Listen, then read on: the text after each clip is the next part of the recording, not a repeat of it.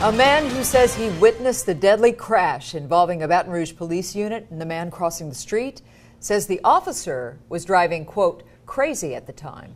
He spoke exclusively to our 9 News investigators, and we have reporter Kevin Frey on that for you tonight. The June 27th crash shut down Florida Boulevard for several hours, an unmarked police cruiser colliding with and killing 42-year-old pedestrian Philip Clark. The officer was not en route to a call at the time. When you hit him, the man went about 15, 20 feet in the air, spinning. A man identified only as James spoke with the 9 News investigators. He says he saw it all, claiming he was driving west on Florida Boulevard, approaching the Acadian intersection, when the police car came up behind him, speeding. In this illustration of the eyewitness account, James is in the orange car, the police cruiser is white. He was approaching me from the back pretty quick, and he was in my lane at first, but when he got real close to me, switched lanes, got your left lane. At the same time, James says an ambulance was traveling north on Acadian, right in front of the police car. He was going too fast to even think about what he gonna do.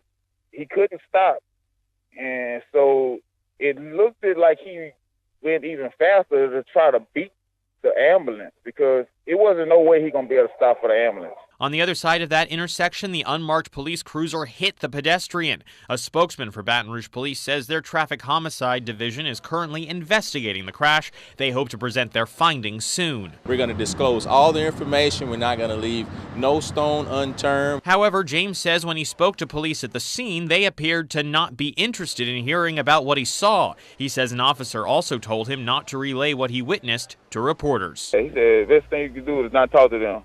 Don't talk to me. He said, you can just go home. I can't say that it did or did not happen. But if it did happen, there's a course of action that he can take.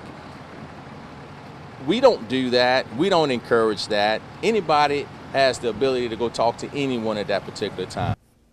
BRPD says they spoke to 3 witnesses at the scene, and they also have dash cam footage. They say they cannot release that video until the investigation is complete. They also would not say if it differed from what James says he saw. BRPD currently has an agreement with the state police to investigate officer-involved shootings after this incident. BRPD says they're considering expanding that to include deadly traffic accidents as well.